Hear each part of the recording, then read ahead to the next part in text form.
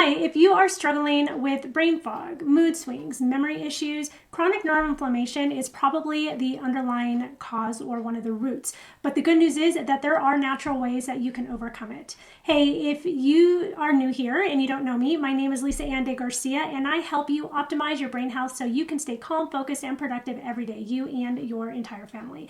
So in today's video, we are going to look at some of the practical solutions, including diet changes, specific supplements, and lifestyle adjustments that can help calm inflammation in your brain. So if you're new here, please be sure to check out my first video in the series. This is a series of 5 weeks on inflammation, and then we're going to move on to the next pillar of my 5-pillar step system of reversing brain issues. Okay, so anyway, make sure that you like and subscribe and do everything so you are the first one to know. This is the last one of the inflammation series, so go back and watch all the other ones, and then next week we are going to go into the very next topic where we're going to talk about detox. So for today, we are going to start with diet. So we're talking about natural ways in order to help improve that brain inflammation. And we have a whole pillar on diet. So after the next 5 weeks, we will be digging deeper into nutrition and diet.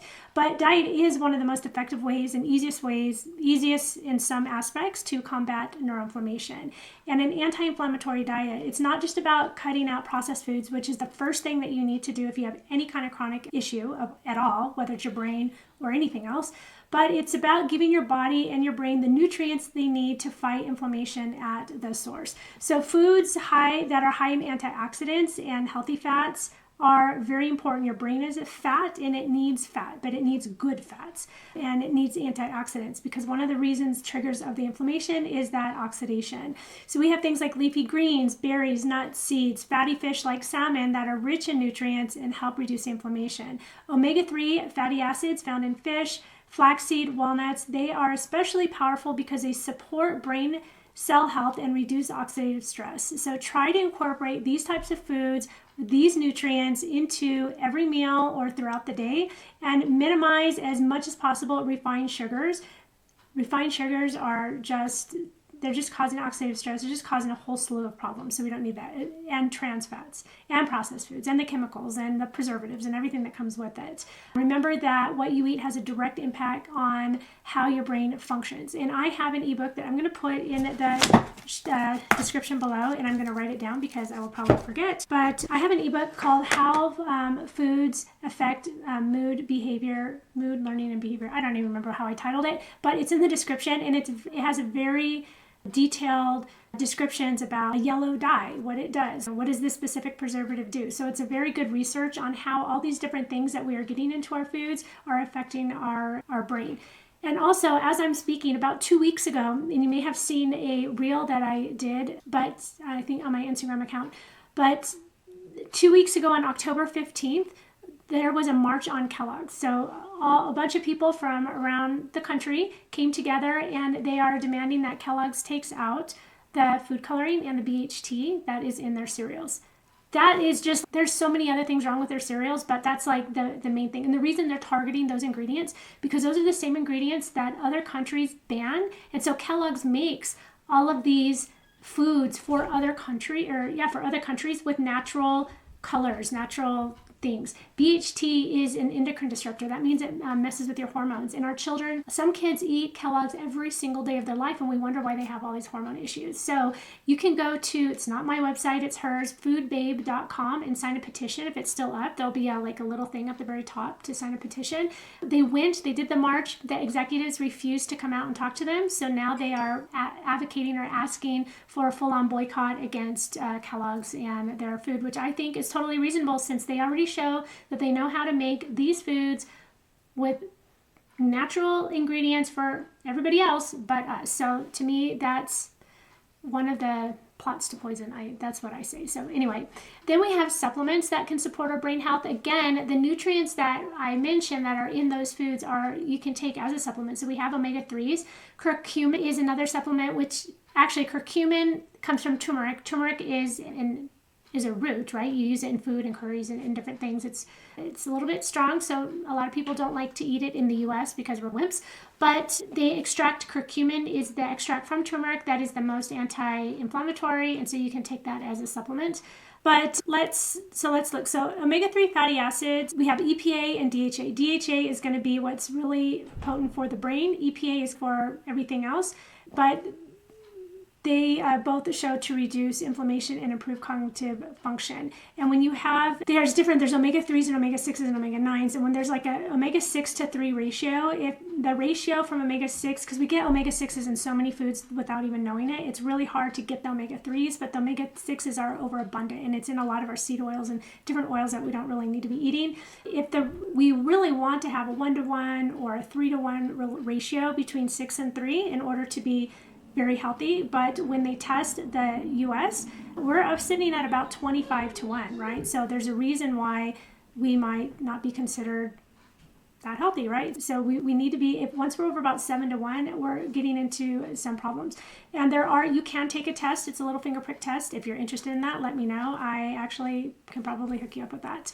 Then you have curcumin, which again is in turmeric. And it can cross the blood-brain barrier, and it's shown to reduce inflammation directly in the brain. And there's a debate on this. Most people will say if you pair it with the black pepper, so purpurine is what you'll see in most of these supplements, that it enhances the curcumin absorption. I guess it depends on where you want it absorbed, because if you want it absorbed in the gut, then, because let's say maybe that's where your inflammation is, then the purpurine isn't necessarily necessary. But if you need it up in your brain, maybe that's why it's there. Because I was watching a webinar not too long ago, and then they were saying that's not necessary, but this person is focused only on the gut, so I think that's why. Magnesium helps regulate neurotransmitters and reduce stress. Magnesium is so underrated. It's so important in every single cell of your body, and it also will lower inflammation levels, but it's the relaxation mineral. It calms the nervous system. It makes it easier for your body to shift out of that stress mode. If you want to think of a muscle contraction, when you contract a muscle, you're using calcium. When you relax it, you're using magnesium. So there's a balance between calcium and magnesium. And if you're getting muscle cramps, that means you're getting too much of the calcium and not enough of the magnesium. I also hear potassium might play a role in cramping as well, but think about, you need that balance, calcium, magnesium. We can get a lot of calcium in a lot of foods, but magnesium is a little bit harder to get, so you have to be more intentional about it. Resveratrol is found in foods like grapes and blueberries. It's an antioxidant that reduces oxidative stress and has been shown to protect brain cells from damage. It's available as a supplement and it can be beneficial for anyone dealing with chronic inflammation. So we talked about food, we talked about supplements. So here are some lifestyle changes for reducing neuroinflammation. We have exercise. Something that I don't want to say nobody, you probably are if you're watching me, but very few people are doing exercise. I even have to watch my exercise because I'm a little bit afraid of my joints. So I do a lot of walking, but I have to be a little bit concerned if I'm going to run or something. And I haven't gone skiing in several years because I'm afraid I'm going to leave my limbs out in the mountaintop. But physical exercise is one of the best ways to reduce inflammation throughout your body, including your brain. It increases blood flow, supports brain plasticity, and boosts BDNF, which is a protein that promotes growth of neurons. That's brain-derived neurotropic factor, and if you look it up, you'll see everywhere everybody calls it the miracle grow for the brain. And so you want they say about 30 minutes of moderate exercise most days of the week, right? That's not overdoing it. You want to be careful about overdoing exercise. So people who are marathon runner trainers, I used to be actually. I ran 2 marathons. I trained for 3. And my third one, my knee started bothering me and I didn't want to go in that direction. And this is before I knew about certain movement things that I could do to realign. Maybe I was unaligned.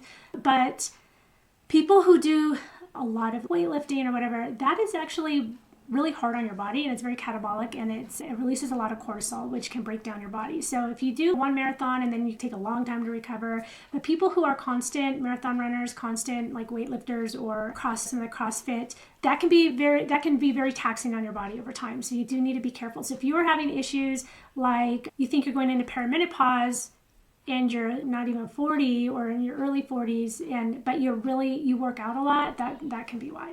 Sleep Quality of sleep is essential for brain health. When you sleep, your brain clears out the toxins that accumulate during the day by squeezing. Your brain squeezes at night. It purges those toxins. We have a lymphatic system in our head called the lymphatic system, and all the toxins are supposed to drain out of our head. So if we want to be massaging these points regularly to make sure, like maybe when we're in bed before we go to sleep, to make sure that the flow is moving and it's not all thick and stagnant.